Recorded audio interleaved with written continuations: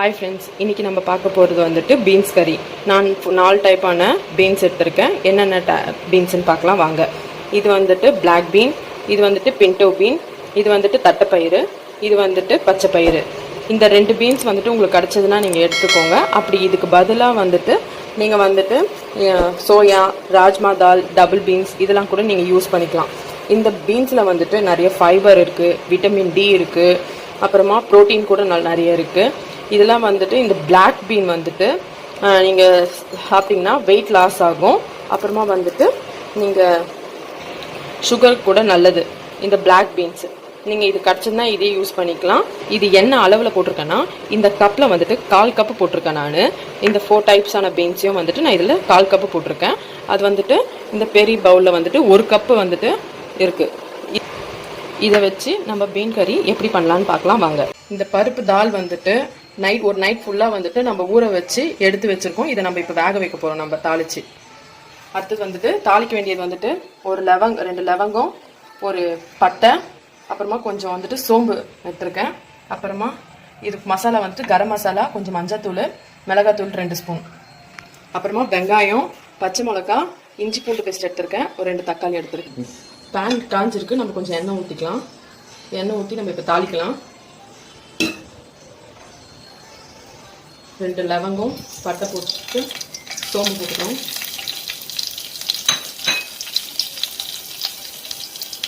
பச்சை மிளகாய் போட்டு வெங்காயம் போட்டுக்கலாம்.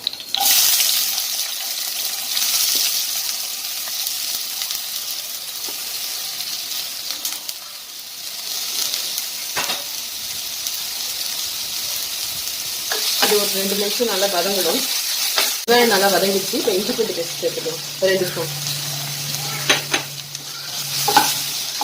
நல்லா வதங்கினதும் தக்காளி சேர்த்துக்கலாம்.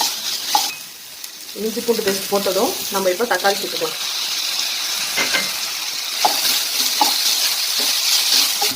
தக்காளி நம்ம போட்டு வதங்கிடுச்சு. இப்போ கொஞ்சம் லைட்டாக உப்பு சேர்த்துக்கலாம்.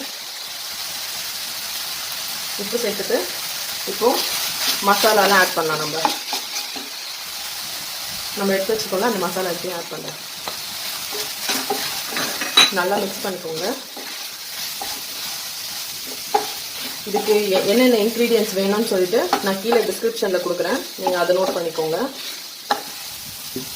இப்போ மசாலா போட்டு மிக்ஸ் பண்ணதும் இந்த ஊற வச்சிருந்த பருப்பை நம்ம தண்ணியோடு சேர்த்துக்கலாம். அப்படியே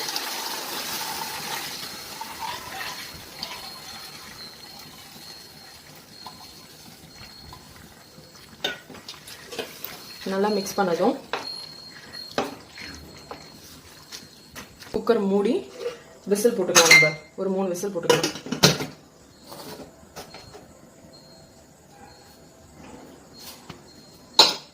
போட்டு நம்ம விசில் எடுத்துட்டு நம்ம குக்கர் ஓப்பன் பண்ணி பார்க்கலாம். நல்லா வெந்திருக்கு. இதை லைட்டாக ஒரு கொதி போட்டு கொத்தமல்லி தழை போட்டு இறக்கி சர்வ் பண்ணலாம். நான் இதை சப்பாத்தியோடு சர்வ் பண்ணியிருக்கேன். இது புலாவ் கூட நல்லா டேஸ்ட்டாக இருக்கும். இந்த டிஷ் நீங்களும் வீட்டில் செஞ்சு பார்த்துட்டு எப்படி இருக்குன்னு கமெண்ட்டில் சொல்லுங்கள். மறக்காமல் லைக் பண்ணுங்கள், உங்களுக்கும் ஷேர் பண்ணுங்கள். மறக்காமல் இந்த சேனலை சப்ஸ்கிரைப் பண்ணுங்கள்.